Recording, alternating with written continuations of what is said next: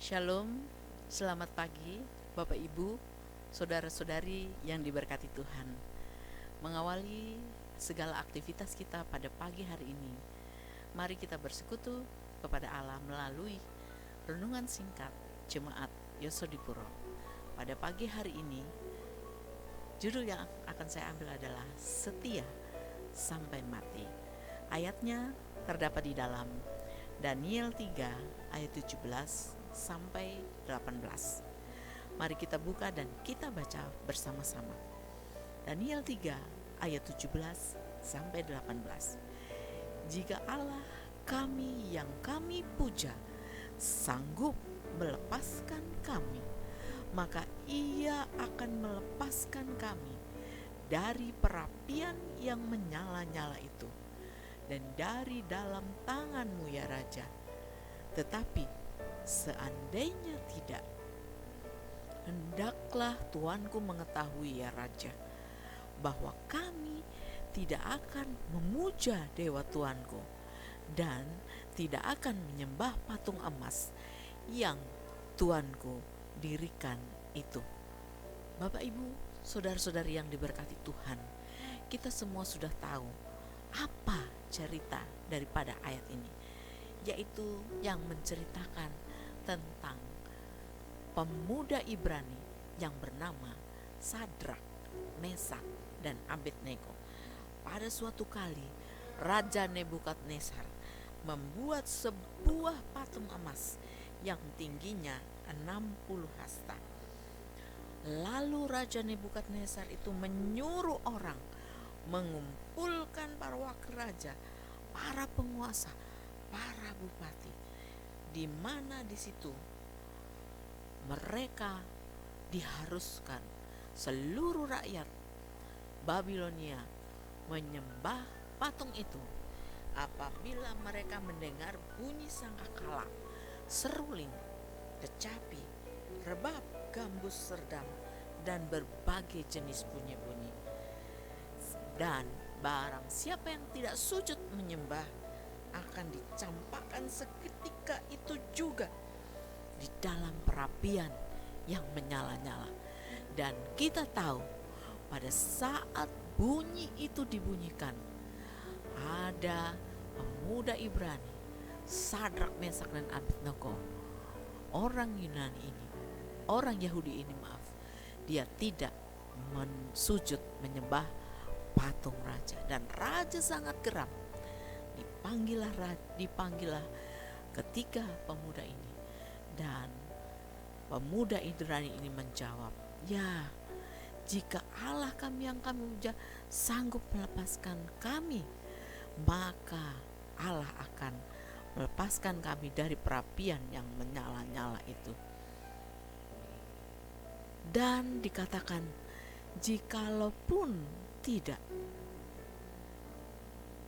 kami tetap tidak akan menyembah dan memuja dewa Tuhanku.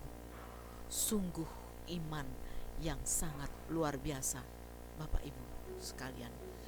Pernyataan Sadrak, Mesak, Abednego dalam ayat bacaan hari ini dapat digambarkan dalam satu ungkapan, yaitu bahwa mereka setia sampai mati, sampai titik darah penghabisan. Mereka berkata, jikapun Allah tidak melepaskan kami, berarti mereka mati, mereka pun tidak akan menyembah patung buatan Nebukadnezar. Kesetiaan Sadrak, Mesak, dan Abednego ini melebihi akal pertimbangan manusia. Mungkin saudara dan saya apabila dihadapkan dengan peristiwa cobaan seperti ini, belum tentu kita akan seperti Sadrak, Mesak, dan Abednego. Dalam kesetiaan mereka kepada Allah terkandung pengakuan terhadap kedaulatan Allah atas hidup mereka. Kesetiaan mereka berdasarkan kepercayaan sepenuhnya bahwa Allah sanggup melepaskan mereka dari perapian yang menyala-nyala, tetapi juga mengakui kedaulatan Allah sebagai Tuhan dan Raja. Jika seandainya Allah memilih untuk tidak melepaskan mereka pun itu adalah hak kedaulatan Allah, dan mereka tetap memilih untuk tetap setia. Bapak Ibu saudara-saudari yang diberkati Tuhan, apabila mungkin kita dihadapkan pada suatu cobaan yang sangat melelahkan, sangat melemahkan, kita ingin segera Tuhan menolong, Tuhan tolong saya, Tuhan tolong kami.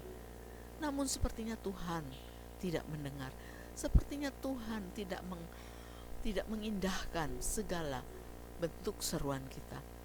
Tetapi dengan pengalaman Sadrak, Mesak dan Abednego, pada pagi hari ini kita dikuatkan untuk kita tetap setia dalam setiap cobaan apapun sampai titik darah penghabisan.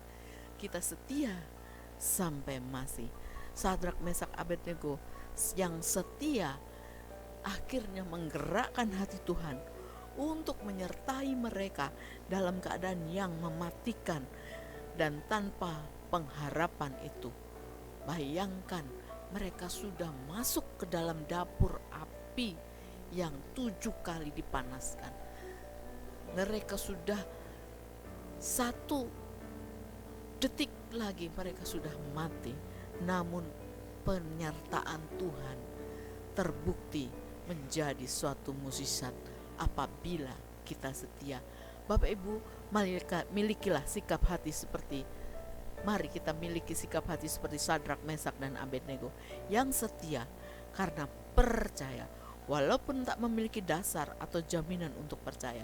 Dan akuilah kedaulatan Tuhan, serahkan kepada Tuhan apabila kita sudah berdoa, karena Tuhan adalah Raja atas hidup kita. Sikap hati seperti ini akan menyentuh hati Tuhan dan mengundang penyertaan Tuhan atas hidup kita, karena penyertaan Tuhan yang sempurna adalah mujizat dalam hidup kita. Kiranya firman Tuhan pada pagi hari ini boleh menguatkan iman percaya kita di dalam setiap cobaan apapun. Mari kita berserah sepenuhnya kepada Tuhan, setia sampai mati. Tuhan Yesus memberkati kita. Kita tunduk kepala dan berdoa. Bapa di surga, terima kasih atas firman-Mu. Biar ini boleh menguatkan kami dan sepanjang hari ini dalam aktivitas kami. Biarlah Roh Kudus Tuhan yang menuntun kami. Jadikan kami terang di mana kami berada. Terpujilah nama Tuhan. Di dalam nama anak-Mu yang tunggal Yesus Kristus kami berdoa. Amin.